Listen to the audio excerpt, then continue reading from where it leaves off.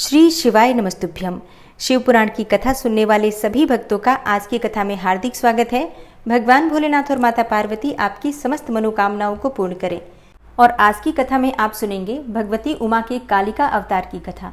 समाधि और सुरथ के समक्ष मेधा का देवी की कृपा से मधुकैटभ के वध का प्रसंग सुनाना। तो कथा सुनने से पहले भगवान शिव और माता पार्वती का ध्यान करके उन्हें प्रणाम करके आज की कथा का भक्तिपूर्वक श्रवण करते हैं। इसके अनंतर छाया पुरुष सर्ग, कश्यप वंश, मनवंतर, मनुवंश, सत्यव्रतादि वंश, पितृकल्प तथा व्यासोत्पत्ति आदि का वर्णन सुनने के पश्चात मुनियों ने सूत जी से कहा, हे ब्रह्मवेत्ताओं में श्रेष्ठ सूत जी, हमने आपके मुख से भगवान शिव की अनेक इतिहासों से युक्त रमणीय कथा सुनी जो उनके नाना अवतारों से संबंध रखती हैं तथा मनुष्यों को भोग और मोक्ष प्रदान करने वाली है। अब हम आपसे जगत जननी भगवती उमा का मनोहर चरित्र भी सुनना चाहते हैं। परब्रह्म परमात्मा महेश्वर की जो आद्या सनातनी शक्ति हैं, वे उमा नाम से विख्यात हैं। वे ही त्रिलोकी को उत्पन्न करने वाली पराशक्ति हैं। महामते, दक्ष कन्या सती और हिमवान की पुत्री पार्वती, ये दो उमा के अवतार हमने सुने। हे सूत जी, अब उनके दूसरे अवतारों का भी वर्णन कीजिए। लक्ष्मी जननी जगदम्बा उमा के गुणों को सुनने से कौन बुद्धिमान पुरुष विरत हो सकता है। ज्ञानी पुरुष भी कभी उनके कथा श्रवण के शुभ अवसर को नहीं छोड़ते। सूत जी ने कहा, हे महात्माओं, तुम लोग धन्य हो और सदा कृतकृत्य हो, क्योंकि परा अम्बा उमा के महान चरित्र के विषय में पूछ रहे हो। जो इस कथा को सुनते, पूछते अथवा बाँचते हैं, उनके चरण कमलों की धूलि को ही ऋषियों ने तीर्थ माना है। जिनका चित्त परम संवित स्वरूपा श्री उमा देवी के चिंतन में लीन है, वे पुरुष धन्य हैं, कृतकृत्य हैं। उनकी माता और कुल भी धन्य है।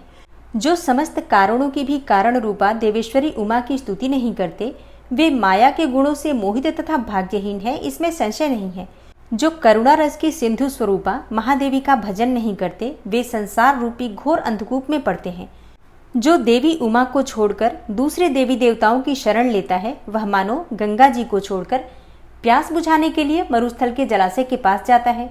जिनके स्मरण मात्र से धर्म आदि चारों पुरुषार्थों की अनायासी प्राप्ति हो जाती है, उन देवी उमा की आराधना कौन श्रेष्ठ पुरुष छोड़ सकता है। पूर्व काल में महामना सुरत ने महर्षि मेधा से यही बात पूछी थी। उस समय मेधा ने जो उत्तर दिया, मैं वही बता रहा हूँ, तुम लोग सुनो। पहले स्वारोचिस मनवंतर में वेरथ नाम से प्रसिद्ध एक राजा हो गए हैं। उनके पुत्र सुरथ हुए, जो महान बल और पराक्रम से संपन्न थे। वे दान निपुण, सत्यवादी, स्वधर्म कुशल, विद्वान, देवी भक्त, दया सागर तथा प्रजाजनों का भली भांति पालन करने वाले थे। इंद्र के समान तेजस्वी राजा सुरथ के पृथ्वी पर शासन करते समय 9 ऐसे राजा हुए जो उनके हाथ से भूमंडल का राज्य छीन लेने के प्रयत्न में लगे थे। उन्होंने भूपाल सुरथ की राजधानी कोलापुरी को चारों ओर से घेर लिया। उनके साथ राजा का बड़ा भयानक युद्ध हुआ। उनके शत्रुगण बड़े प्रबल थे, अतः युद्ध में भूपाल सुरथ की पराजय हुई। शत्रुओं ने सारा राज्य अपने अधिकार में करके सुरथ को कोल्हापुरी से निकाल दिया। राजा अपनी दूसरी पुरी में आए और वहां मंत्रियों के साथ रहकर राज्य करने लगे, परंतु प्रबल विपक्षियों ने वहां भी आक्रमण करके उन्हें पराजित कर दिया। दैवयोग से राजा के मंत्री आदि गण भी उनके शत्रु बन बैठे और खजाने में जो भी धन संचित था, वह सब उन विरोधी मंत्री आदि ने अपने हाथ में कर लिया। तब राजा सुरथ शिकार के बहाने अकेले ही घोड़े पर सवार होकर नगर से बाहर निकले और गहन वन में चले गए। वहां इधर उधर घूमते हुए राजा ने एक श्रेष्ठ मुनि का आश्रम देखा, जो चारों ओर से फूलों के बगीचे लगे होने से बड़ी शोभा पा रहा था। वहां वेद मंत्रों की ध्वनि गूंज रही थी। सब जीव जंतु शांत भाव से रहते थे। मुनि के शिष्यों, प्रशिष्यों तथा उनके भी शिष्यों ने उस आश्रम को सब ओर से घेर रखा था। महामते, विप्रवर मेधा के प्रभाव से उस आश्रम में महाबली व्याघ्र आदि अल्प शक्ति वाले गौ आदि पशुओं को भी पीड़ा नहीं देते थे। वहां जाने पर मुनीश्वर मेधा ने मीठे वचन, भोजन और आसन द्वारा उन परम दयालु विद्वान नरेश का आदर सत्कार किया। एक दिन राजा सुरथ बहुत ही चिंतित तथा मोह के वशीभूत होकर अनेकों प्रकार से विचार कर रहे थे। इतने में ही वहां एक वैश्य आ पहुंचा। राजा ने उससे पूछा, भैया, तुम कौन हो और किस लिए यहाँ आए हो? क्या कारण है कि दुखी दिखाई दे रहे हो, यह मुझे बताओ। राजा के मुख से यह मधुर वचन सुनकर वैश्य प्रवर समाधि ने दोनों नेत्रों से आंसू बहाते हुए प्रेम और नम्रतापूर्ण वाणी से इस प्रकार उत्तर दिया। वैश्य बोला, हे राजन, मैं वैश्य हूँ, मेरा नाम समाधि है। मैं धनी के कुल में उत्पन्न हुआ हूँ, परंतु मेरे पुत्रों और स्त्री आदि ने धन के लोभ से मुझे घर से निकाल दिया है। अतः अपने प्रारब्ध कर्म से दुखी होकर मैं वन में चला आया हूँ। हे करुणा सागर प्रभो, यहाँ आकर मैं पुत्रों, पौत्रों, पत्नी, भाई भतीजे तथा अन्य सुहृदों का कुशल समाचार नहीं जान पाता। राजा बोले, जिन दुराचारी तथा धन के लोभी पुत्र आदि ने तुम्हें निकाल दिया है, उन्हीं के प्रति मूर्ख जीव की भांति तुम प्रेम क्यों करते हो? वैश्य ने कहा, हे राजन, आपने उत्तम बात कही है। आपकी वाणी सारगर्भित है, तथापि स्नेह पास से बंधा हुआ मेरा मन अत्यंत मोह को प्राप्त हो रहा है। इस तरह मोह से व्याकुल हुए वैश्य और राजा दोनों मुनिवर मेधा के पास गए। वैश्य सहित राजा ने हाथ जोड़कर मुनि को प्रणाम किया और इस प्रकार कहा, हे भगवान, आप हम दोनों के मोहपाश को काट दीजिए। मुझे राज्य लक्ष्मी ने छोड़ दिया और मैंने गहन वन की शरण ली, तथापि राज्य छिन जाने के कारण मुझे संतोष नहीं है। और यह वैश्य है जिसे स्त्री आदि स्वजनों ने घर से निकाल दिया है, तथापि उनकी ओर से इसकी ममता भी दूर नहीं हो रही है। इसका क्या कारण है बताइए? समझदार होने पर भी हम दोनों का मन मोह से व्याकुल हो गया। यह तो बड़ी भारी मूर्खता है। ऋषि बोले, हे राजन, सनातन शक्ति स्वरूपा जगदम्बा महामाया कही गई है। वे ही सबके मन को खींचकर मोह में डाल देती हैं। हे प्रभो, उनकी माया से मोहित होने के कारण ब्रह्मा आदि समस्त देवता भी परम तत्व को नहीं जान पाते। फिर मनुष्यों की तो बात ही क्या है। वे परमेश्वरी ही रज, सत्व और तम, इन तीनों गुणों का आश्रय लेकर समयानुसार संपूर्ण विश्व की सृष्टि, पालन और संहार करती हैं। हे नृपश्रेष्ठ, जिनके ऊपर वे इच्छानुसार रूप धारण करने वाली वरदायिनी जगदम्बा प्रसन्न होती है, वही मोह के घेरे को लांघ पाता है। राजा ने पूछा, हे मुने, जो सबको मोहित करती हैं, वे देवी महामाया कौन है और किस प्रकार उनका प्रादुर्भाव हुआ है? यह कृपा करके मुझे बताइए। ऋषि बोले, जब सारा जगत एकार्णव के जल में निमग्न था और योगेश्वर भगवान केशव शेष की शैया बिछाकर योग निद्रा का आश्रय लेकर शयन कर रहे थे, उन्हीं दिनों भगवान विष्णु के कानों के मल से दो असुर उत्पन्न हुए, जो भूतल पर मधु और कैटभ के नाम से विख्यात हैं। वे दोनों विशालकाय घोर असुर प्रलय काल के सूर्य की भांति तेजस्वी थे। उनके जबड़े बहुत बड़े थे। उनके मुख दाढ़ों के कारण ऐसे विकराल दिखाई देते थे, मानो वे संपूर्ण जगत को खा जाने के लिए उद्यत हों। उन दोनों ने भगवान विष्णु की नाभि से प्रकट हुए कमल के ऊपर विराजमान ब्रह्मा को देखकर पूछा, अरे तू कौन है? ऐसा कहते हुए वे उन्हें मार डालने के लिए उद्यत हो गए। ब्रह्मा जी ने देखा ये दोनों दैत्य आक्रमण करना चाहते हैं और भगवान जनार्दन तो समुद्र के जल में सो रहे हैं। तब उन्होंने परमेश्वरी का स्तवन किया और उनसे प्रार्थना की, हे अंबिके, तुम इन दोनों दुर्जय असुरों को मोहित करो और अजन्मा भगवान नारायण को जगा दो। ऋषि कहते हैं, इस प्रकार मधु और कैटभ के नाश के लिए ब्रह्मा जी के प्रार्थना करने पर संपूर्ण विद्याओं की अधिदेवी जगतजननी महाविद्या फाल्गुन शुक्ला द्वादशी को त्रैलोक्य मोहिनी शक्ति के रूप में प्रकट होकर महाकाली के नाम से विख्यात हुई। तदनंतर आकाशवाणी हुई, हे कमलासन, डरो मत। आज युद्ध में मधु कैटभ को मारकर मैं तुम्हारे कंटक का नाश करूंगी। यो कहकर वे महामाया श्रीहरि के नेत्र और मुख आदि से निकलकर अव्यक्त जन्मा ब्रह्मा के दृष्टिपथ में आ खड़ी हो गई। फिर तो देवाधिदेव ऋषिकेश जनार्दन जाग उठे। उन्होंने अपने सामने दोनों दैत्य मधु और कैटभ को देखा। उन दैत्यों के साथ अतुल तेजस्वी विष्णु का 5000 वर्षों तक बाहु युद्ध हुआ। तब महामाया के प्रभाव से मोहित हुए उन श्रेष्ठ दानवों ने लक्ष्मीपति से कहा, तुम हमसे मनोवांछित वर ग्रहण करो। नारायण बोले, यदि तुम लोग प्रसन्न हो तो मेरे हाथ से मारे जाओ। यही मेरा वर है, इसे दो। मैं तुम दोनों से दूसरा वर नहीं मांगता। ऋषि कहते हैं, उन असुरों ने देखा सारी पृथ्वी एकार्णव के जल में डूबी हुई है। तब वे केशव से बोले, हम दोनों को ऐसी जगह मारो जहां जल से भीगी हुई धरती न हो। बहुत अच्छा कहकर भगवान विष्णु ने अपना परम तेजस्वी चक्र उठाया और अपनी जांघ पर उनका मस्तक रखकर काट डाला। हे राजन, यह कालिका की उत्पत्ति का प्रसंग कहा गया है। हे महामते, अब महालक्ष्मी के प्रादुर्भाव की कथा सुनो। देवी उमा निर्विकार और निराकार होकर भी देवताओं का दुख दूर करने के लिए युग युग में साकार रूप धारण करके प्रकट होती हैं। उनका शरीर ग्रहण उनकी इच्छा का वैभव कहा गया है। वे लीला से इसलिए प्रकट होती हैं कि भक्तजन उनके गुणों का गान करते रहें। और अब आप सुनेंगे संपूर्ण देवताओं के तेज से देवी का महालक्ष्मी रूप में अवतार और उनके द्वारा महिषासुर का वध। ऋषि कहते हैं, हे राजन, रंभ नाम से प्रसिद्ध एक असुर था जो दैत्य वंश का शिरोमणि माना जाता था। उससे महातेजस्वी महिष नामक दानव का जन्म हुआ था। दानवराज महिष समस्त देवताओं को युद्ध में पराजित करके देवराज इंद्र के सिंहासन पर जा बैठा और स्वर्गलोक में रहकर त्रिलोकी का राज्य करने लगा। तब पराजित हुए देवता ब्रह्मा जी की शरण में गए।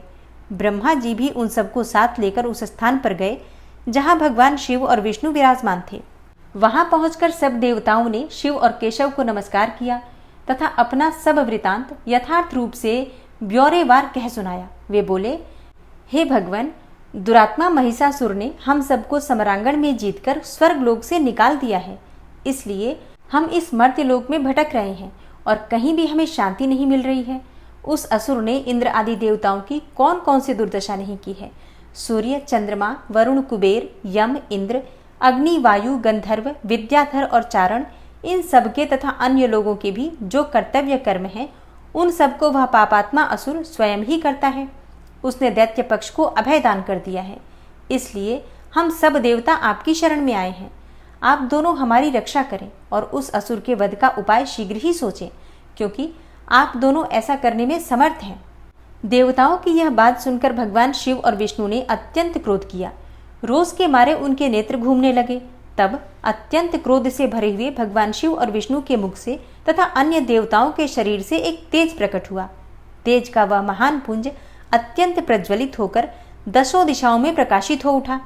दुर्गा जी के ध्यान में लगे हुए सब देवताओं ने उस तेज को प्रत्यक्ष देखा।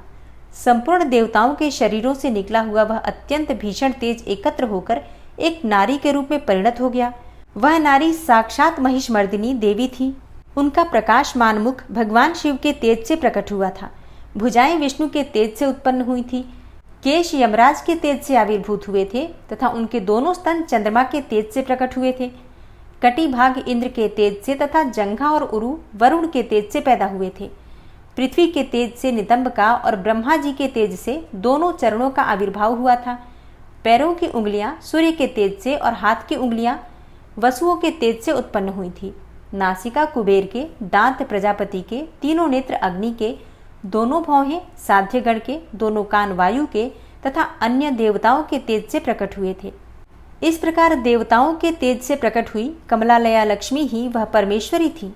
संपूर्ण देवताओं की तेजो राशि से प्रकट हुई उन देवी को देखकर सब देवताओं को बड़ा हर्ष प्राप्त हुआ, परंतु उनके पास कोई अस्त्र नहीं था। यह देखकर ब्रह्मा आदि देवताओं ने शिवा देवी को अस्त्र शस्त्र से संपन्न करने का विचार किया। तब महेश्वर ने महेश्वरी को शूल समर्पित किया। भगवान विष्णु ने चक्र, वरुण ने पाश, अग्निदेव ने शक्ति, वायु देवता ने धनुष तथा बाणों से भरे 2 तरकश और शचीपति इंद्र ने वज्र एवं घंटा प्रदान किए।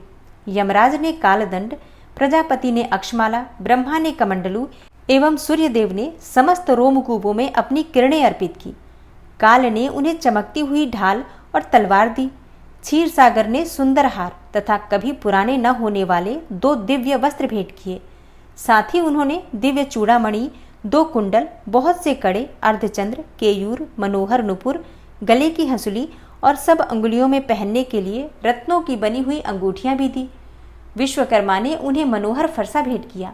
साथ ही अनेकों प्रकार के अस्त्र और अभेद्य कवच भी दिए।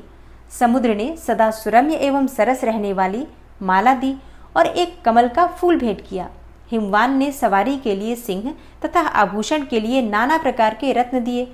कुबेर ने उन्हें मधु से भरा हुआ पात्र अर्पित किया तथा सर्पों के नेता शेषनाग ने विचित्र रचना कौशल से सुशोभित एक नागहार भेंट किया, जिसमें नाना प्रकार की सुंदर मणियां गुथी हुई थी। इन सब ने तथा दूसरे देवताओं ने भी आभूषण और अस्त्र शस्त्र देकर देवी का सम्मान किया। तत्पश्चात उन्होंने बारंबार अट्टहास करके उच्च स्वर से गर्जना की। उनके उस भयंकर नाद से संपूर्ण आकाश गूंज उठा। उससे बड़े जोर की प्रतिध्वनि हुई, जिससे तीनों लोकों में हलचल मच गई। चारों समुद्रों ने अपनी मर्यादाएं छोड़ दी।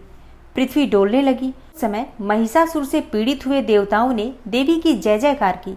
तदनंतर सब देवताओं ने उन महालक्ष्मी स्वरूपा पराशक्ति जगदम्बा का भक्ति गदगद वाणी द्वारा स्तवन किया। संपूर्ण त्रिलोकी को क्षोभग्रस्त देखकर देववैरी दैत्य अपनी समस्त सेना को कवच आदि से सुसज्जित करके हाथों में हथियार लेकर सहसा उठ खड़े हुए। रोष से भरा हुआ महिषासुर भी उस शब्द की ओर लक्ष्य करके दौड़ा और आगे पहुंचकर उसने देवी को देखा जो अपनी प्रभा से तीनों लोकों को प्रकाशित कर रही थी। उस समय महिषासुर के द्वारा पालित करोड़ों शस्त्रधारी महावीर वहां आ पहुंचे। चिक्षुर, चामर, उदग्र, कराल, उद्धत, बास्कल, ताम्र, उग्रास्य, उग्रवीर्य, विडाल, अंधक, दुर्धर, दुर्मुख, त्रिनेत्र और महाहनु ये तथा अन्य बहुत से युद्ध कुशल शूरवीर समरांगण में देवी के साथ युद्ध करने लगे। वे सबके सब अस्त्र शस्त्रों की विद्या में पारंगत थे। इस प्रकार देवी और दैत्यगण दोनों परस्पर जूझने लगे। उनका वह भीषण समय मार काट में ही बीतने लगा। इस तरह भयानक युद्ध होने के बाद महिषासुर देवी के साथ माया युद्ध करने लगा। तब देवी ने कहा, रे मूढ़, तेरी बुद्धि मारी गई है, तू व्यर्थ हठ क्यों करता है? तीनों लोकों में कोई भी असुर युद्ध में मेरे सामने नहीं टिक सकते। यो कहकर सर्वकलामयी देवी कूदकर महिषासुर पर चढ़ गई और अपने पैर से उसे दबाकर उन्होंने भयंकर शूल से उसके कंठ में आघात किया। उनके पैर से दबा होने पर भी महिषासुर अपने मुख से दूसरे रूप में बाहर निकलने लगा। अभी आधे शरीर से ही वह बाहर निकलने पाया था कि देवी ने अपने प्रभाव से उसे रोक दिया। आधा निकला होने पर भी वह महाअधम दैत्य देवी के साथ युद्ध करने लगा। तब देवी ने बहुत बड़ी तलवार से उसका सिर काटकर उस असुर को धराशायी कर दिया। फिर तो उसके सैनिक गण हाय हाय करके नीचे मुख किए भयभीत होकर रणभूमि से भागने और त्राही त्राही की पुकार करने लगे। उस समय इंद्र आदि सब देवताओं ने देवी की स्तुति की, गंधर्व गीत गाने लगे और अप्सराएं नृत्य करने लगी। हे राजन, इस प्रकार मैंने तुमसे देवी के महालक्ष्मी अवतार की कथा कही है। अब तुम सुस्थिर चित्त से सरस्वती के प्रादुर्भाव का प्रसंग भी सुनो।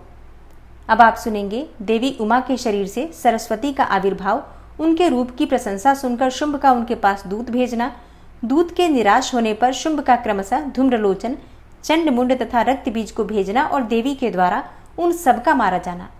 ऋषि कहते हैं, पूर्व काल में शुंभ और निशुंभ नाम के दो प्रतापी दैत्य थे जो आपस में भाई भाई थे। उन दोनों ने चराचर प्राणियों सहित समस्त त्रिलोकी के राज्य पर बलपूर्वक आक्रमण किया। उससे पीड़ित हुए देवताओं ने हिमालय पर्वत की शरण ली और संपूर्ण अभीष्टों को देने वाली सर्वभूत जननी देवी उमा का स्तवन किया। देवता बोले, हे महेश्वरी दुर्गे, आपकी जय हो। अपने भक्त जनों का प्रिय करने वाली देवी, आपकी जय हो। आप तीनों लोकों की रक्षा करने वाली शिवा हैं, आपको बारंबार नमस्कार है।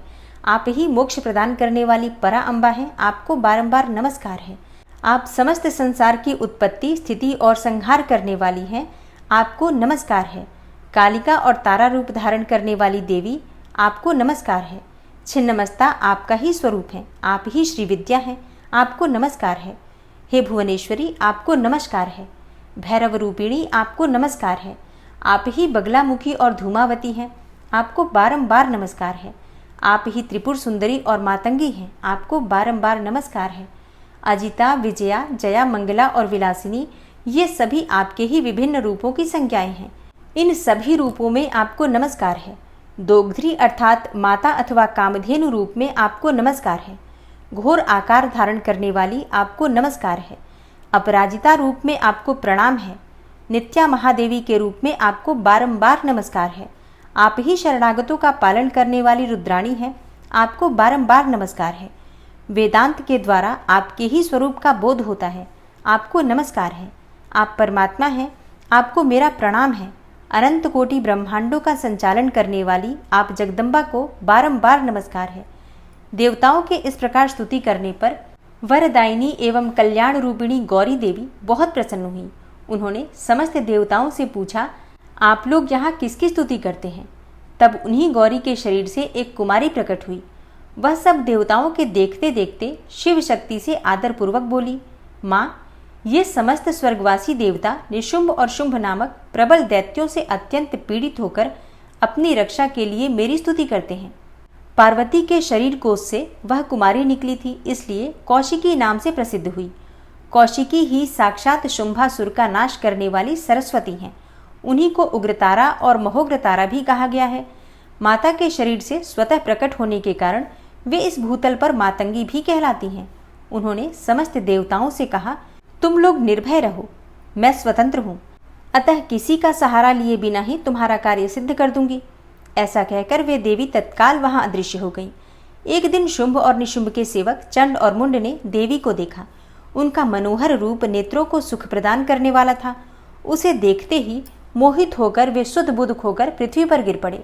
फिर होश में आने पर वे अपने राजा के पास गए और आरंभ से ही सारा वृतांत बताकर बोले, हे महाराज, हम दोनों ने एक अपूर्व सुंदरी नारी देखी है जो हिमालय के रमणीय शिखर पर रहती है और सिंह पर सवारी करती है। चंड मुंड की यह बात सुनकर महान असुर शुंभ ने देवी के पास सुग्रीव नामक अपना दूत भेजा और कहा, दूत, हिमालय पर कोई अपूर्व सुंदरी रहती है, तुम वहां जाओ और उससे मेरा संदेश कहकर उसे प्रयत्नपूर्वक यहाँ ले आओ। यह आज्ञा पाकर दानव शिरोमणि सुग्रीव हिमालय पर गया और जगदम्बा महेश्वरी से इस प्रकार बोला। दूत ने कहा, देवी, दैत्य शुंभासुर अपने महान बल और विक्रम के लिए तीनों लोकों में विख्यात है। उसका छोटा भाई निशुंभ भी वैसा ही है। शुंभ ने मुझे तुम्हारे पास दूत बनाकर भेजा है, इसलिए मैं यहाँ आया हूँ। हे सुरेश्वरी, उसने जो संदेश दिया है उसे इस समय सुनो। मैंने सम्रांगण में इंद्र आदि देवताओं को जीतकर उनके समस्त रत्नों का अपहरण कर लिया है। यज्ञ में देवता आदि के दिए हुए देवभाग का मैं स्वयं ही उपभोग करता हूँ। मैं मानता हूँ कि तुम स्त्रियों में रत्न हो, सब रत्नों के ऊपर स्थित हो, इसलिए तुम काम जनित रस के साथ मुझको अथवा मेरे भाई को अंगीकार करो। दूत के मुख से शुंभ का यह संदेश सुनकर भूतनाथ भगवान शिव की प्राण वल्लभा महामाया ने इस प्रकार कहा। देवी बोली, दूत, तुम सच कहते हो, तुम्हारे कथन में थोड़ा सा भी असत्य नहीं है, परंतु मैंने पहले से ही एक प्रतिज्ञा कर ली है, उसे सुनो। जो मेरा घमंड चूर कर दे, जो मुझे युद्ध में जीत ले, उसी को मैं पति बना सकती हूँ, दूसरे को नहीं। यह मेरी अटल प्रतिज्ञा है, इसलिए तुम शुंभ और निशुंभ को मेरी यह प्रतिज्ञा बता दो, फिर इस विषय में जैसा उचित हो वैसा वे करें। देवी की यह बात सुनकर दानव सुग्रीव लौट गया। वहां जाकर उसने विस्तार पूर्वक राजा को सब बातें बताई। दूत की बात सुनकर उग्र शासन करने वाला शुंभ कुपित हो उठा और बलवानों में श्रेष्ठ सेनापति धूम्राक्ष से बोला, धूम्राक्ष, हिमालय पर कोई सुंदरी रहती है, तुम शीघ्र वहां जाकर जैसे भी वह यहाँ आए उसी तरह उसे ले आओ। असुर प्रवर, उसे लाने में तुम्हें भय नहीं मानना चाहिए। यदि वह युद्ध करना चाहे तो तुम्हें प्रयत्न पूर्वक उसके साथ युद्ध भी करना चाहिए। शुंभ की ऐसी आज्ञा पाकर दैत्य धूम्रलोचन हिमालय पर गया और उमा के अंश से प्रकट हुई भगवती भुवनेश्वरी से कहा, हे नितंबिनी, मेरे स्वामी के पास चलो, नहीं तो तुम्हें मरवा डालूंगा। मेरे साथ 60,000 असुरों की सेना है। देवी बोली, वीर, तुम्हें दैत्यराज ने भेजा है, यदि तुम मुझे मार ही डालोगे तो क्या करूंगी, परंतु युद्ध के बिना मेरा वहां जाना असंभव है, मेरी ऐसी ही मान्यता है। देवी के ऐसा कहने पर दानव धूम्रलोचन उन्हें पकड़ने के लिए दौड़ा, परंतु महेश्वरी ने हूम के उच्चारण मात्र से उसको भस्म कर दिया। तभी से वे देवी इस भूतल पर धूमावती कहलाने लगी। उनकी आराधना करने पर वे अपने भक्तों के शत्रुओं का संहार कर डालती हैं। धूम्राक्ष के मारे जाने पर अत्यंत कुपित हुए देवी के वाहन सिंह ने उसके साथ आए हुए समस्त असुरगणों को चबा डाला। जो मरने से बचे वे भाग खड़े हुए। इस प्रकार देवी ने दैत्य धूम्रलोचन को मार डाला। इस समाचार को सुनकर प्रतापी शुंभ ने बड़ा क्रोध किया। वह अपने दोनों ओठों को दांतों से चबाकर रह गया। उसने क्रमशः चंड, मुंड तथा रक्तबीज नामक असुरों की सेना भेजी। आज्ञा पाकर वे दैत्य उस स्थान पर गए जहां देवी विराजमान थी। अणिमा आदि सिद्धियों से सेवित तथा अपनी प्रभा से संपूर्ण दिशाओं को प्रकाशित करती हुई भगवती सिंह वाहिनी को देखकर वे श्रेष्ठ दानव वीर बोले, हे देवी, तुम शीघ्र ही शुंभ और निशुंभ के पास चलो, अन्यथा तुम्हें गण और वाहन सहित मरवा डालेंगे। वामे, शुंभ को अपना पति बना लो, लोकपाल आदि भी उनकी स्तुति करते हैं। शुंभ को पति बना लेने पर तुम्हें उस महान आनंद की प्राप्ति होगी जो देवताओं के लिए भी दुर्लभ है। उनकी ऐसी बात सुनकर परमेश्वरी अम्बा मुस्कुराकर सरस मधुर वाणी में बोली। देवी ने कहा, अद्वितीय महेश्वर पर ब्रह्म परमात्मा सर्वत्र विराजमान है, जो सदा शिव कहलाते हैं। वेद भी उनके तत्व को नहीं जानते, फिर विष्णु आदि की तो बात ही क्या है। उन्हीं सदाशिव की मैं सूक्ष्म प्रकृति हूँ, फिर दूसरे को पति कैसे बना सकती हूँ। सिंहिनी कितनी ही कामातुर क्यों न हो जाए, वह गीदड़ को कभी अपना पति नहीं बनाएगी, हथनी गधे को और बाकिन खरगोश को नहीं वरेगी। दैत्यो, तुम सब लोग झूठ बोलते हो, क्योंकि काल रूपी सर्प के फंदे में फंसे हुए हो। तुम या तो पाताल को लौट जाओ या फिर शक्ति हो तो युद्ध करो। देवी का यह क्रोध पैदा करने वाला वचन सुनकर वे दैत्य बोले, हम लोग अपने मन में तुम्हें अबला समझकर मार नहीं रहे थे, परंतु यदि तुम्हारे मन में युद्ध की ही इच्छा है तो सिंह पर सुस्थिर होकर बैठ जाओ और युद्ध के लिए आगे बढ़ो। इस तरह वाद विवाद करते हुए उनमें कलह बढ़ गया और सम्रांगण में दोनों दलों पर तीखे बाणों की वर्षा होने लगी। इस तरह उनके साथ लीलापूर्वक युद्ध करके परमेश्वरी ने चंडमुंड सहित महान असुर रक्तबीज को मार डाला। वे देववैरी असुर द्वेष बुद्धि करके आए थे, तो भी अंत में उन्हें उस उत्तम लोक की प्राप्ति हुई जिसमें देवी के भक्त जाते हैं। ऋषि कहते हैं, हे राजन, प्रशंसनीय पराक्रमशाली महान असुर शुंभ ने इन श्रेष्ठ दैत्यों का मारा जाना सुनकर अपने उन दुर्जय गणों को युद्ध के लिए जाने की आज्ञा दी जो संग्राम का नाम सुनते ही हर्ष से खिल उठते थे। उसने कहा, आज मेरी आज्ञा से कालक, कालकेय, मौर्य, दौहार्द्र तथा अन्य असुरगण बड़ी भारी सेना के साथ संगठित होकर विजय की आशा रखकर शीघ्र युद्ध के लिए प्रस्थान करें। निशुंभ और शुंभ दोनों भाई उन दैत्यों को पूर्वोक्त आदेश देकर रथ पर आरूढ़ होकर स्वयं भी नगर से बाहर निकले। उन महाबली वीरों की आज्ञा से उनकी सेनाएं उसी तरह युद्ध के लिए आगे बढ़ी मानो मरणोन्मुख पतंग आग में कूदने के लिए उठ खड़े हुए हों।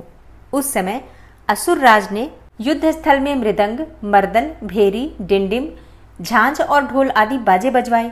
उन जुझाऊ बाजों की आवाज सुनकर युद्ध प्रेमी वीर हर्ष एवं उत्साह से भर गए, परंतु जिन्हें अपने प्राण ही अधिक प्यारे थे वे उस रणभूमि से भाग चले। युद्ध संबंधी वस्त्रों तथा कवच आदि से आच्छादित अंग वाले वे योद्धा विजय की अभिलाषा से अस्त्र शस्त्र धारण किए युद्धस्थल में आ पहुंचे। कितने ही सैनिक हाथियों पर सवार थे, बहुत से दैत्य घोड़ों की पीठ पर बैठे थे और अन्य असुर रथों पर चढ़कर जा रहे थे। उस समय उन्हें अपने पराई की पहचान नहीं होती थी। उन्होंने असुर राज के साथ सम्रांगण में पहुंचकर सब ओर से युद्ध आरंभ कर दिया। बारंबार शतघ्नि अर्थात तोप की आवाज होने लगी, जिसे सुनकर देवता कांप उठे। धूल और धुएं से आकाश में महान अंधकार छा गया। सूर्य का रथ नहीं दिखाई देता था। अत्यंत अभिमानी करोड़ों पैदल योद्धा विजय की अभिलाषा लिए युद्ध स्थल में आकर डट गए थे। घुड़सवार, हाथी सवार तथा अन्य रथारूढ़ असुर भी बड़ी प्रसन्नता के साथ करोड़ों की संख्या में वहां आए थे। उस महासमर में काले पर्वतों के समान विशाल मदमत्त गजराज जोर जोर से चिघाड़ रहे थे। छोटे छोटे शैल शिखरों के समान ऊंट भी अपने गले से गलगल ध्वनि का विस्तार करने लगे। अच्छी भूमि में उत्पन्न हुए घोड़े गले में विशाल कंठहार धारण किए जोर जोर से हिनहिना रहे थे। वे अनेकों प्रकार की चालें जानते थे और हाथियों के मस्तक पर पैर रखते हुए आकाश मार्ग से पक्षियों की भांति उड़ जाते थे। शत्रु की ऐसी सेना को आक्रमण करती देख जगदम्बा ने अपने धनुष पर प्रत्यंचा चढ़ाई, साथ ही शत्रुओं को हतोत्साह करने वाले घंटे को भी बजाया। यह देखकर सिंह भी अपनी गर्दन और मस्तक के केशों को कंपाता हुआ जोर जोर से गर्जना करने लगा। उस समय हिमालय पर्वत पर खड़ी हुई रमणीय आभूषणों और अस्त्रों से सुशोभित शिवा देवी की ओर देखकर निशुंभ विलासिनी रमणियों के मनोभावों को समझने में निपुण पुरुष की भांति सरसवाणी में बोला, महेश्वरी, तुम जैसी सुंदरियों के रमणीय शरीर पर मालती के फूल का एक दल भी डाल दिया जाए तो वह व्यथा उत्पन्न कर देता है। ऐसे मनोहर शरीर से तुम विकराल युद्ध का विस्तार कैसे कर रही हो? यह बात कहकर वह महान असुर चुप हो गया। तब चंडिका देवी ने कहा, मूढ़ असुर, व्यर्थ की बातें क्यों बकता है? युद्ध कर, अन्यथा पाताल को चला जा। यह सुनकर वह महारथी वीर अत्यंत रुष्ट होकर समरभूमि में बाणों की अद्भुत वृष्टि करने लगा, मानो बादल जल की धारा बरसा रहे हों। उस समय उस रण क्षेत्र में वर्षा ऋतु का आगमन हुआ सा जान पड़ता था। मध्य से उद्धत वह असुर तीखे बाण, शूल, फरसे, भिंदीपाल, परिघ, धनुष, भुषुंडी, प्रास, छुरप्र तथा बड़ी बड़ी तलवारों से युद्ध करने लगा। काले पर्वतों के समान बड़े बड़े गजराज कुंभस्थल विदीर्ण हो जाने के कारण सम्रांगण में चक्कर काटने लगे। उनकी पीठ पर फहराती हुई शुंभ निशुंभ की पताकाएं, जो उड़ती हुई बलाकाओं अर्थात बगलों की पक्तियों के समान श्वेत दिखाई देती थी, अपने स्थान से खंडित होकर नीचे गिरने लगी। छत विक्षत शरीर वाले दैत्य पृथ्वी पर गिरकर मछलियों के समान तड़प रहे थे। गर्दन कट जाने के कारण घोड़ों के समूह बड़े भयंकर दिखाई देते थे। कालिका ने कितने ही दैत्यों को मौत के घाट उतार दिया तथा देवी के वाहन सिंह ने बहुत से असुरों को अपना आहार बना लिया। उस समय दैत्यों के मारे जाने से उस रणभूमि में रक्त की धारा बहाने वाली कितनी ही नदियां बह चली। सैनिकों के केश पानी में सेवार की भांति दिखाई देते थे और उनकी चादरें सफेद फेन का भ्रम उत्पन्न करती थी। इस तरह घोर युद्ध होने वाले तथा राक्षसों का महान संहार हो जाने के पश्चात देवी अंबिका ने विष में बुझे हुए तीखे बाणों द्वारा निशुंभ को मारकर धराशायी कर दिया। अपने असीम शक्तिशाली छोटे भाई के मारे जाने पर शुंभ रोष से भर गया और रथ पर बैठकर 8 भुजाओं से युक्त होकर महेश्वर प्रिया अंबिका के पास गया। उसने जोर जोर से शंख बजाया और शत्रुओं का दमन करने वाले धनुष की दुस्सह टंकार ध्वनि की तथा देवी का सिंह भी अपने अयालों को हिलाता हुआ दहाड़ने लगा। इन 3 प्रकार की ध्वनियों से आकाश मंडल गूंज उठा। तदनंतर जगदम्बा ने अट्टहास किया, जिससे समस्त असुर संत्रस्त हो उठे। जब देवी ने शुंभ से कहा कि तुम युद्ध में स्थिरता पूर्वक खड़े रहो, तब देवता बोल उठे, जय हो जगदम्बा की। इस समय दैत्यराज शुंभ ने बड़ी भारी शक्ति छोड़ी, जिसकी शिखा से आग की ज्वाला निकल रही थी, परंतु देवी ने एक उल्का के द्वारा उसे मार गिराया। शुंभ के चलाए हुए बाणों के देवी ने और देवी के चलाए हुए बाणों के शुंभ ने सहस्त्रों टुकड़े कर दिए। तत्पश्चात चंडिका ने त्रिशूल उठाकर उस महान असुर पर आघात किया। त्रिशूल की चोट से मूर्छित होकर वह इंद्र के द्वारा पंख काट दिए जाने पर गिरने वाले पर्वत की भांति आकाश, पृथ्वी तथा समुद्र को कंपित करता हुआ धरती पर गिर पड़ा। तदनंतर शूल के आघात से होने वाली व्यथा को सहकर उस महाबली असुर ने 10,000 बाहें धारण कर ली और देवताओं का भी नाश करने में समर्थ चक्रों द्वारा सिंह सहित महेश्वरी शिवा पर आघात करना आरंभ किया। उसके चलाए हुए चक्रों को खेल खेल में ही विदीर्ण करके देवी ने त्रिशूल उठाया और उस असुर पर घातक प्रहार किया। शिवा के लोक पावन पाणी पंकज से मृत्यु को प्राप्त होकर वे दोनों असुर परम पद के भागी हुए। उस महापराक्रमी निशुंभ और भयानक बलशाली शुंभ के मारे जाने पर समस्त दैत्य पाताल में घुस गए। अन्य बहुत से असुरों को काली और सिंह आदि ने खा लिया तथा शेष दैत्य भय से व्याकुल हो 10 दिशाओं में भाग गए। नदियों का जल स्वच्छ हो गया, वे ठीक मार्ग से बहने लगी। मंद मंद वायु बहने लगी, जिनका स्पर्श सुखद प्रतीत होता था। आकाश निर्मल हो गया। देवताओं और ब्रह्मर्षियों ने फिर से यज्ञ यागादि आरंभ कर दिए। इंद्र आदि सब देवता सुखी हो गए। हे प्रभु, दैत्यराज के वध प्रसंग से युक्त इस परम पवित्र उमा चरित्र का जो श्रद्धा पूर्वक बारंबार श्रवण या पाठ करता है, वह इस लोक में देव दुर्लभ भोगों का उपभोग करके परलोक में महामाया के प्रसाद से उमा धाम को जाता है। हे राजन, इस प्रकार शुंभासुर का संहार करने वाली देवी सरस्वती के चरित्र का वर्णन किया गया, जो साक्षात उमा के अंश से प्रकट हुई थी। अब आप सुनेंगे देवताओं का गर्व दूर करने के लिए तेजः पुंज रूपिणी उमा का प्रादुर्भाव।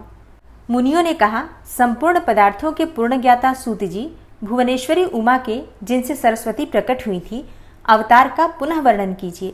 वे देवी पर ब्रह्म, मूल प्रकृति ईश्वरी, निराकार होती हुई भी साकार तथा नित्यानंदमयी सती कही जाती हैं। सूत जी ने कहा, तपस्वी मुनियों, आप लोग देवी के उत्तम एवं महान चरित्र को प्रेम पूर्वक सुने, जिसके जानने मात्र से मनुष्य परम गति को प्राप्त कर लेता है। एक समय देवताओं और दानवों में परस्पर युद्ध हुआ। उसमें महामाया के प्रभाव से देवताओं की जीत हो गई। इससे देवताओं को अपनी शूरवीरता पर बड़ा गर्व हुआ। वे आत्म प्रशंसा करते हुए इस बात का प्रचार करने लगे कि हम लोग धन्य हैं, धन्यवाद के योग्य हैं। असुर हमारा क्या कर लेंगे? वे हम लोगों का अत्यंत दुस्सह प्रभाव देखकर भयभीत होकर भाग चलो कहते हुए पाताल लोक में घुस गए। हमारा बल अद्भुत है, हम में आश्चर्यजनक तेज है। हमारा बल और तेज दैत्य कुल का विनाश करने में समर्थ है। अहो, देवताओं का कैसा सौभाग्य है। इस प्रकार वे जहां तहां डींगे हाँकने लगे। तदनंतर उसी समय उनके समक्ष तेज का एक महान पुंज प्रकट हुआ, जो पहले कभी देखने में नहीं आया था। उसे देखकर सब देवता विस्मय से भर गए। वे रूंधे हुए गले से परस्पर पूछने लगे, यह क्या है, यह क्या है? उन्हें यह पता ही नहीं था कि यह श्यामा अर्थात भगवती उमा का उत्कृष्ट प्रभाव है, जो देवताओं का अभिमान चूर्ण करने वाला है। उस समय देवराज इंद्र ने देवताओं को आज्ञा दी, तुम लोग जाओ और यथार्थ रूप से परीक्षा करो कि यह कौन है। देवेंद्र के भेजने से वायुदेव उस तेजः पुंज के निकट गए।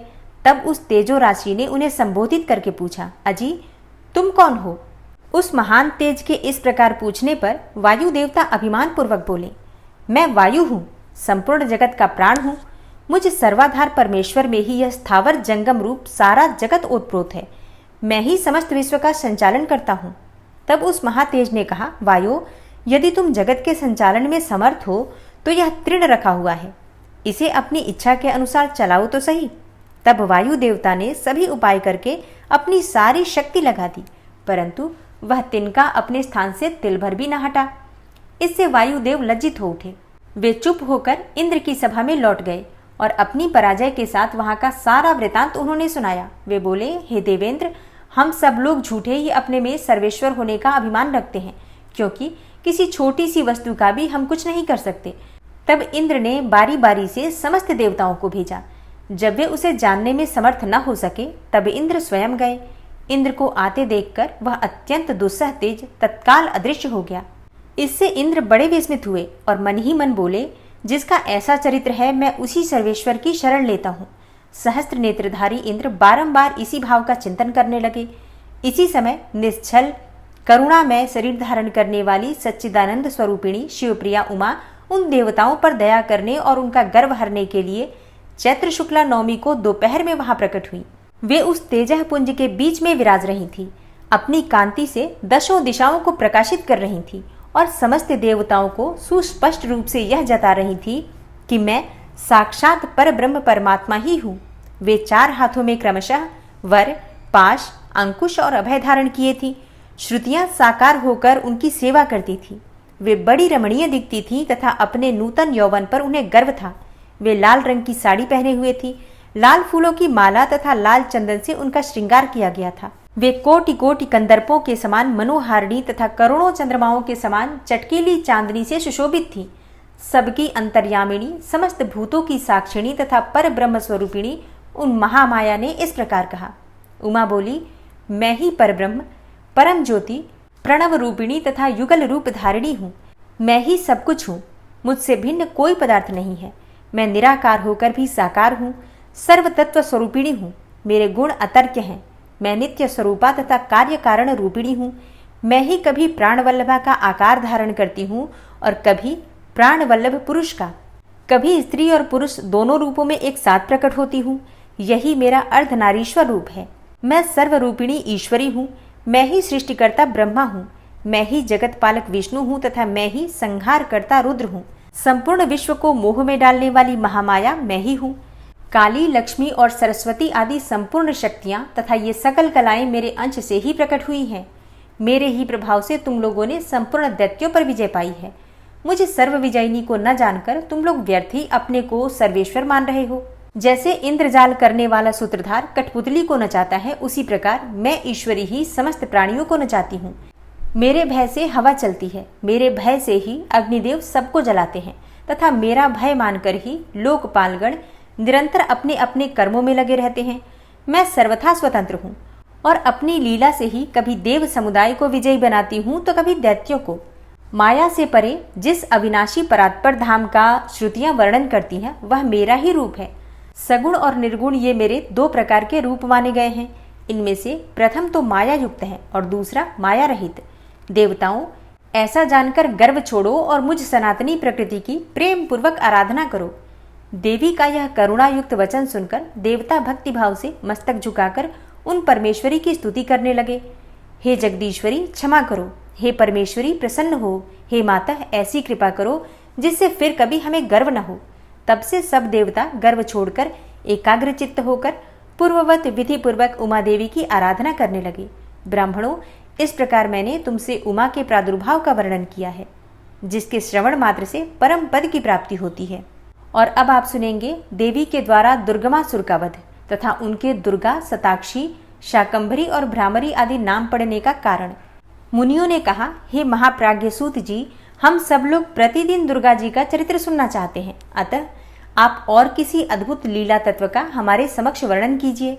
हे सर्वज्ञ शिरोमणि सूत जी, आपके मुखारविंद से नाना प्रकार की सुधा सदृश मधुर कथाएं सुनते सुनते हमारा मन कभी तृप्त नहीं होता। सूत जी बोले, हे मुनियों, दुर्गम नाम से विख्यात एक असुर था जो रुरु का महाबलवान पुत्र था।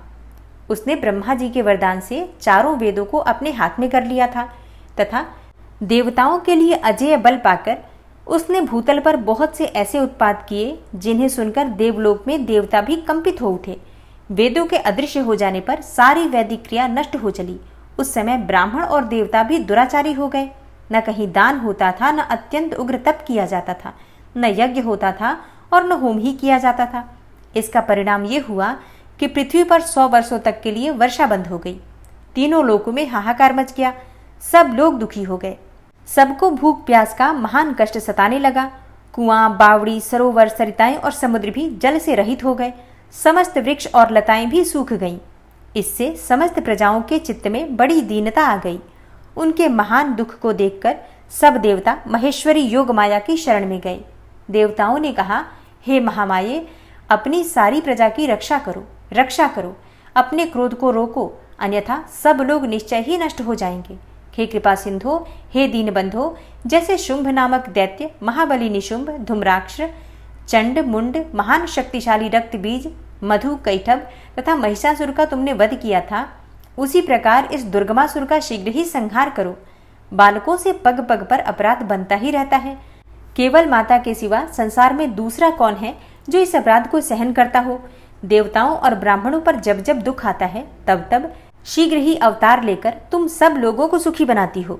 देवताओं की यह व्याकुल प्रार्थना सुनकर कृपामयी देवी ने उस समय अपने अनंत नेत्रों से युक्त रूप का दर्शन कराया। उनका मुखारविंद प्रसन्नता से खिला हुआ था और वे अपने चारों हाथों में क्रमशः धनुष, बाण, कमल तथा नाना प्रकार के फलमूल लिए हुए थी। उस समय प्रजाजनों को कष्ट उठाते देखकर उनके सभी नेत्रों में करुणा के आंसू छलक आए। वे व्याकुल होकर लगातार 9 दिन और 9 रातों तक रोती ही रहीं। उन्होंने अपने नेत्रों से अश्रु जल की सहस्त्रों धाराएं प्रवाहित की। उन धाराओं से सब लोग तृप्त हो गए और समस्त औषधियां भी सिंच गई। सरिताओं और समुद्रों में अगाध जल भर गया। पृथ्वी पर शाक और फल मूल के अंकुर उत्पन्न होने लगे। देवी शुद्ध हृदय वाले महात्मा पुरुषों को अपने हाथ में रखे हुए फल बांटने लगी। उन्होंने गौओं के लिए सुंदर घास और दूसरे प्राणियों के लिए यथा योग्य भोजन प्रस्तुत किए। देवता, ब्राह्मण और मनुष्यों सहित संपूर्ण प्राणी संतुष्ट हो गए। तब देवी ने देवताओं से पूछा, तुम्हारा और कौन सा कार्य सिद्ध करूं? उस समय सब देवता एकत्र होकर बोले, हे देवी, आपने सब लोगों को संतुष्ट कर दिया। अब कृपा करके दुर्गमासुर के द्वारा अपहरित हुए वेद लाकर हमें दीजिए। तब देवी ने तथास्तु कहकर कहा, देवताओं, अपने घर को जाओ, जाओ, मैं शीघ्र ही संपूर्ण वेद लाकर तुम्हें अर्पित करूंगी। यह सुनकर सब देवता बड़े प्रसन्न हुए। वे प्रफुल्ल नील कमल के समान नेत्रों वाली जगद्योनि जगदम्बा को भली भांति प्रणाम करके अपने अपने धाम को चले। फिर तो स्वर्ग, अंतरिक्ष और पृथ्वी पर बड़ा भारी कोलाहल मच गया। उसे सुनकर उस भयानक दैत्य ने चारों ओर से देवपुरी को घेर लिया। तब शिवा देवताओं की रक्षा के लिए चारों ओर से तेजोमय मंडल का निर्माण करके स्वयं उस घेरे से बाहर आ गई। फिर तो देवी और दैत्य दोनों में घोर युद्ध आरंभ हो गया। समरांगण में दोनों ओर से कवच को छिन्न भिन्न कर देने वाले तीखे बाणों की वर्षा होने लगी। इसी बीच में देवी के शरीर से सुंदर रूप वाली काली, तारा, छिन्नमस्ता, श्रीविद्या, भुवनेश्वरी, भैरवी, बगला, धुम्रा, श्रीमती, त्रिपुर सुंदरी और मातंगी, ये 10 महाविद्याएं अस्त्र शस्त्र लिए निकली। तत्पश्चात दिव्य मूर्ति वाली असंख्य मातृकाएं प्रकट हुई। उन सबने अपने मस्तक पर चंद्रमा का मुकुट धारण कर रखा था और वे सब की सब विद्युत के समान दीप्तिमती दिखाई देती थी। इसके बाद उन मातृगणों के साथ दैत्यों का भयंकर युद्ध आरंभ हुआ। उन सबने मिलकर उस रौरव अथवा दुर्गम दैत्य की 100 अच्छौहिणी सेनाएं नष्ट कर दी। इसके बाद देवी ने त्रिशूल की धार से उस दुर्गम दैत्य को मार डाला। वह दैत्य जड़ से खोदे गए वृक्ष की भांति पृथ्वी पर गिर पड़ा। इस प्रकार ईश्वरी ने उस समय दुर्गमासुर नामक दैत्य को मारकर चारों वेद वापस लेकर देवताओं को दे दिए। तब देवता बोले, हे अंबिके, आपने हम लोगों के लिए असंख्य नेत्रों से युक्त रूप धारण कर लिया था, इसलिए मुनिजन आपको शताक्षी कहेंगे। अपने शरीर से उत्पन्न हुए शाकों द्वारा आपने समस्त लोगों का भरण पोषण किया है, इसलिए शाकंभरी के नाम से आपकी ख्याति होगी। हे शिवे, आपने दुर्गम नामक महादैत्य का वध किया है, इसलिए लोग आप कल्याणमयी भगवती को दुर्गा कहेंगे। हे योगनिद्रे, आपको नमस्कार है। हे महाबले, आपको नमस्कार है। हे ज्ञानदायिनी, आपको नमस्कार है। आप जगन माता को बारंबार नमस्कार है। तत्वमसी आदि महावाक्यों द्वारा जिन परमेश्वरी का ज्ञान होता है, उन अनंत कोटि ब्रह्मांडों का संचालन करने वाली भगवती दुर्गा को बारंबार नमस्कार है। माता, आप तक मन, वाणी और शरीर की पहुंच होनी कठिन है। सूर्य, चंद्रमा और अग्नि, ये तीनों आपके नेत्र हैं। हम आपके प्रभाव को नहीं जानते, इसलिए आपकी स्तुति करने में असमर्थ हैं। सुरेश्वरी माता शताक्षी को छोड़कर दूसरा कौन है जो हम जैसे अमरों पर दृष्टिपात करके ऐसी दया करे। हे देवी, आपको सदा ऐसा ही यत्न करना चाहिए जिससे तीनों लोग निरंतर विघ्न बाधाओं से तिरस्कृत न हों। आप हमारे शत्रुओं का नाश करती रहें। देवी ने कहा, हे देवताओं, जैसे बछड़ों को देखकर गौएं व्यग्र होकर उतावली के साथ उनकी ओर दौड़ती हैं, उसी तरह मैं तुम सबको देखकर व्याकुल होकर दौड़ी आती हूँ। तुम्हें न देखने से मेरा एक भी क्षण युग के समान बीतता है। मैं तुम्हें अपने बच्चों के समान समझती हूँ और तुम्हारे लिए अपने प्राण भी दे सकती हूँ। तुम लोग मेरे प्रति भक्ति भाव से सुशोभित हो, अतः तुम्हें कोई भी चिंता नहीं करनी चाहिए। मैं तुम्हारी सारी आपत्तियों का निवारण करने के लिए सदैव उद्यत हूँ। जैसे पूर्व काल में तुम्हारी रक्षा के लिए मैंने दैत्यों को मारा है, उसी प्रकार से आगे भी असुरों का संहार करूंगी। इसमें तुम्हें संशय नहीं करना चाहिए। यह मैं सत्य सत्य कहती हूँ। भविष्य में जब पुनः शुंभ और निशुंभ नाम के दूसरे दैत्य होंगे, उस समय मैं यशोमयी देवी नंद पत्नी यशोदा के गर्भ से योनिज रूप धारण करके गोकुल में उत्पन्न होंगी और यथा समय उन असुरों का वध करूंगी। नंद की पुत्री होने के कारण उस समय लोग मुझे नंदजा कहेंगे। जब मैं भ्रमर का रूप धारण करके अरुण नामक असुर का वध करूंगी, तब संसार के मनुष्य मुझे भ्रामरी कहेंगे। फिर मैं भीम अर्थात भयंकर रूप धारण करके राक्षसों को खाने लगूंगी। उस समय मेरा नाम भीमा देवी प्रसिद्ध होगा। जब जब पृथ्वी पर असुरों की ओर से बाधा उत्पन्न होगी, तब तब मैं अवतार लेकर प्रजाजनों का कल्याण करूंगी। इसमें संशय नहीं है। जो देवी शताक्षी कही गई हैं, वे ही शाकंभरी मानी गई हैं तथा उन्हीं को दुर्गा भी कहा गया है। तीनों नामों द्वारा एक ही व्यक्ति का प्रतिपादन होता है। इस पृथ्वी पर महेश्वरी शताक्षी के समान दूसरा कोई दयालु देवता नहीं है, क्योंकि वे देवी समस्त प्रजाओं को संतप्त देखकर 9 दिनों तक रोती रह गई थी। और अब आप सुनेंगे देवी के क्रिया योग का वर्णन, देवी की मूर्ति एवं मंदिर के निर्माण, स्थापन और पूजन का महत्व, परा अम्बा की श्रेष्ठता, विभिन्न मासों और तिथियों में देवी के व्रत, उत्सव और पूजन आदि के फल तथा इस संहिता के श्रवण एवं पाठ की महिमा। व्यास जी बोले, हे महामते, ब्रह्मपुत्र सर्वज्ञ सनत कुमार जी, मैं उमा के परम अद्भुत क्रिया योग का वर्णन सुनना चाहता हूँ।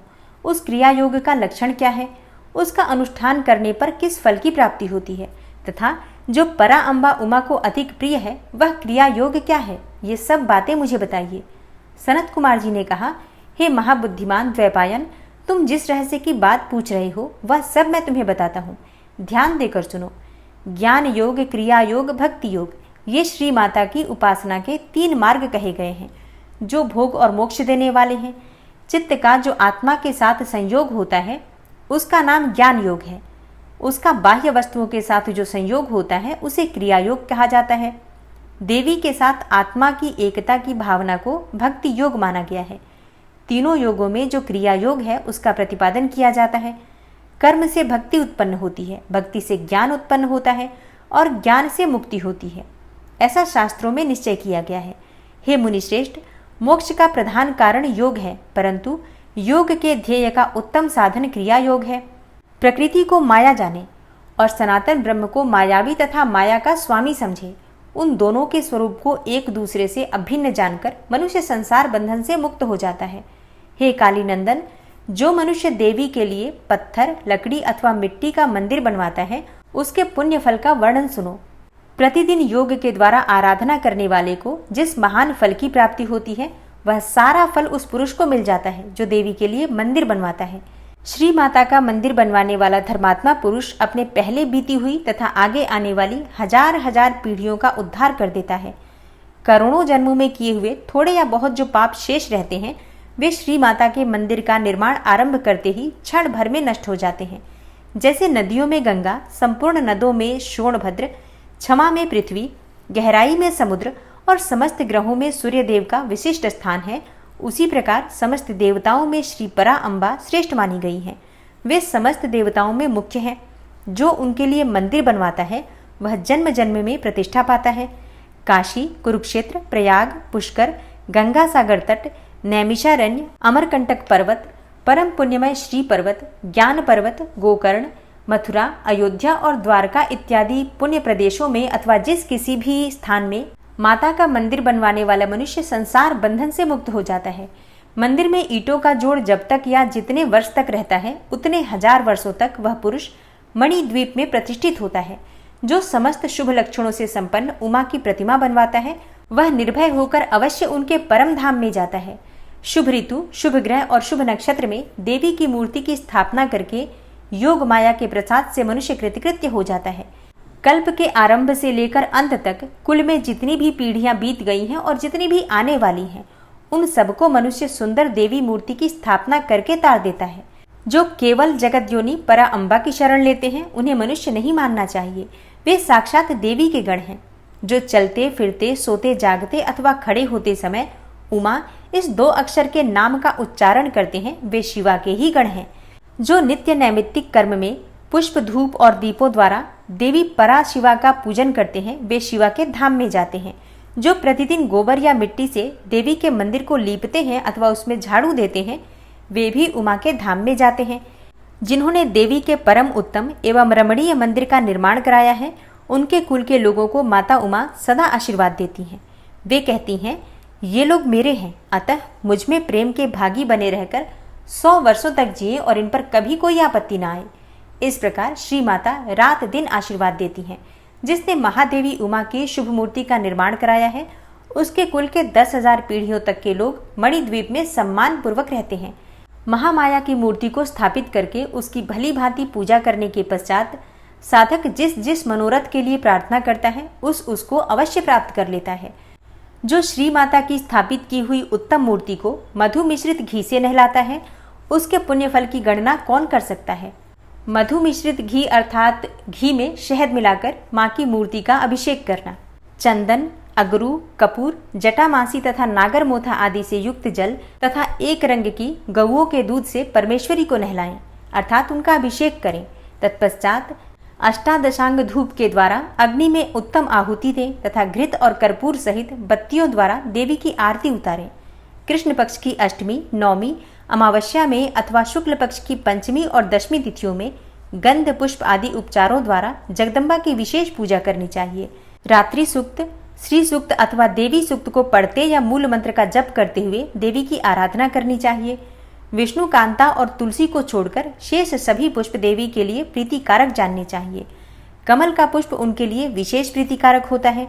जो देवी को सोने और चांदी के फूल चढ़ाता है वह करोड़ों सिद्धों से युक्त होकर उनके परम धाम में जाता है। देवी के उपासकों को पूजन के अंत में सदा अपने अपराधों के लिए क्षमा प्रार्थना करनी चाहिए। जगत को आनंद प्रदान करने वाली हे परमेश्वरी प्रसन्न हो इत्यादि वाक्यों द्वारा स्तुति एवं मंत्र पाठ करता हुआ देवी के भजन में लगा रहने वाला उपासक उनका इस प्रकार ध्यान करे। देवी सिंह पर सवार है, उनके हाथों में अभय एवं वर की मुद्राएं हैं तथा वे भक्तों को अभीष्ट फल प्रदान करने वाली हैं। इस प्रकार महेश्वरी का ध्यान करके उन्हें नैवेद्य के रूप में नाना प्रकार के पके हुए फल अर्पित करें। जो परात्मा शंभु शक्ति का नैवेद्य भक्षण करता है वह मनुष्य अपने सारे पाप पंक को धोकर निर्मल हो जाता है। जो चैत्र शुक्ला तृतीया को भवानी की प्रसन्नता के लिए व्रत करता है वह जन्म मरण के बंधन से मुक्त होकर परम पद को प्राप्त करता है।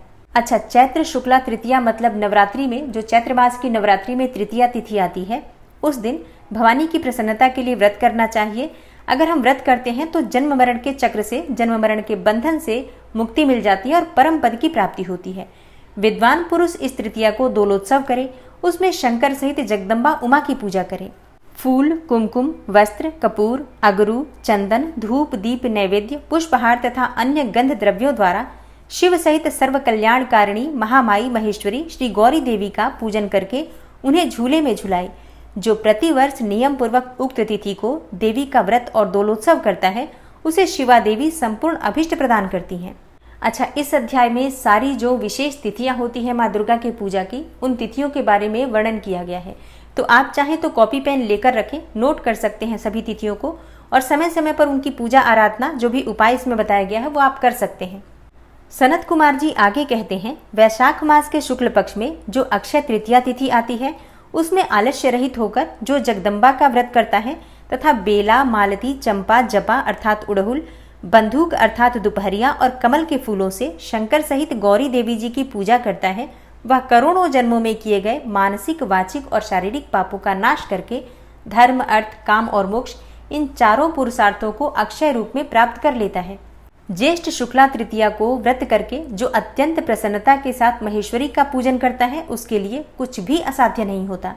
आषाढ़ मास के शुक्ल पक्ष की तृतीया को अपने वैभव के अनुसार रथोत्सव करे। यह उत्सव देवी को अत्यंत प्रिय है। पृथ्वी को रथ समझे, चंद्रमा और सूर्य को उसके पहिए जाने, वेदों को घोड़े और ब्रह्मा जी को सारथी माने। इस भावना से मणि जटित रथ की कल्पना करके उसे पुष्पमालाओं से सुशोभित करें। फिर उसके भीतर शिवा देवी को विराजमान करें। तत्पश्चात बुद्धिमान पुरुष यह भावना करे कि परा अम्बा उमा देवी संपूर्ण जगत की रक्षा के लिए उसकी देखभाल करने के निमित्त रथ के भीतर बैठी हैं। जब रथ धीरे धीरे चले तब जय जयकार करते हुए प्रार्थना करें, हे देवी, हे दीन वत्सले, हम आपकी शरण में आए हैं, आप हमारी रक्षा कीजिए। इन वाक्यों के द्वारा देवी को संतुष्ट करें और यात्रा के समय नाना प्रकार के बाजे बजवाएं। ग्राम या नगर की सीमा के अंत तक रथ को ले जाकर वहां उस रथ पर देवी की पूजा करें और नाना प्रकार के स्तोत्रों से उनकी स्तुति करके फिर उन्हें वहां से अपने घर ले आएं। तदनंतर सैकड़ों बार प्रणाम करके जगदम्बा से प्रार्थना करें। जो विद्वान इस प्रकार देवी का पूजन, व्रत एवं रथोत्सव करता है, वह इस लोक में संपूर्ण भोगों का उपभोग करके अंत में देवी के धाम को जाता है। श्रावण और भाद्रपद मास की शुक्ला तृतीया को जो विधि पूर्वक अम्बा का व्रत और पूजन करता है, वह इस लोक में पुत्र पौत्र एवं धन आदि से संपन्न होकर सुख भोगता है और अंत में सब लोकों से ऊपर विराजमान उमालोक में जाता है। आश्विन मास के शुक्ल पक्ष में नवरात्र व्रत करना चाहिए। उसके करने पर संपूर्ण कामनाएं सिद्ध हो ही जाती हैं, इसमें संशय ही नहीं है। इस नवरात्र व्रत के प्रभाव का वर्णन करने में चतुरानन ब्रह्मा, पंचानन महादेव तथा षडानन कार्तिकेय भी समर्थ नहीं है। फिर दूसरा कौन समर्थ हो सकता है? हे मुनिश्रेष्ठ, नवरात्र व्रत का अनुष्ठान करके विरत के पुत्र राजा सुरथ ने अपने खोए हुए राज्य को प्राप्त कर लिया। अयोध्या के बुद्धिमान नरेश ध्रुव संधि कुमार सुदर्शन ने इस नवरात्र के प्रभाव से ही राज्य प्राप्त किया, जो पहले उनके हाथ से छिन गया था। इस व्रतराज का अनुष्ठान और महेश्वरी की आराधना करके समाधि वैश्य संसार बंधन से मुक्त होकर मोक्ष के भागी हुए थे। जो मनुष्य आश्विन मास के शुक्ल पक्ष में विधि पूर्वक व्रत करके तृतीया, पंचमी, सप्तमी, अष्टमी, नवमी एवं चतुर्दशी तिथियों को देवी का पूजन करता है, देवी शिवा निरंतर उसके संपूर्ण अभीष्ट मनोरथों की पूर्ति करती रहती हैं। जो कार्तिक, मार्गशीर्ष, पौष, माघ और फाल्गुन मास के शुक्ल पक्ष में तृतीया को व्रत करता तथा लाल कनेर आदि के फूलों एवं सुगंधित पुष्पों से मंगलमयी देवी की पूजा करता है, वह संपूर्ण मंगल को प्राप्त कर लेता है। स्त्रियों को अपने सौभाग्य की प्राप्ति एवं रक्षा के लिए सदा इस महान व्रत का आचरण करना चाहिए तथा पुरुषों को भी विद्या, धन एवं पुत्र की प्राप्ति के लिए इसका अनुष्ठान करना चाहिए। इनके सिवा अन्य भी जो देवी को प्रिय लगने वाले उमा महेश्वर आदि के व्रत हैं, मुमुक्षु पुरुषों को उनका भक्ति भाव से आचरण करना चाहिए। यह उमा संहिता परम पुण्यमयी तथा शिव भक्ति को बढ़ाने वाली है। इसमें नाना प्रकार के उपाख्यान हैं। यह कल्याणमयी संहिता भोग तथा मोक्ष प्रदान करने वाली है। जो इसे भक्ति भाव से सुनता या एकाग्र चित्त होकर सुनाता अथवा पढ़ता या पढ़ाता है, वह परम गति को प्राप्त होता है। जिसके घर में सुंदर अक्षरों में लिखी गई यह संहिता विधिवत पूजित होती है, वह संपूर्ण अभीष्टों को प्राप्त कर लेता है। उसे भूत, प्रेत और पिशाच आदि दुष्टों से कभी भय नहीं होता। वह पुत्र पौत्र आदि संपत्ति को अवश्य पाता है, इसमें संशय नहीं है। अतः शिवा की भक्ति चाहने वाले पुरुषों को सदा इस परम पुण्यमयी रमणीय उमा संहिता का श्रवण एवं पाठ करना ही चाहिए। उमा संहिता संपूर्ण। ओम नमः शिवाय। श्री शिवाय नमस्तुभ्यम।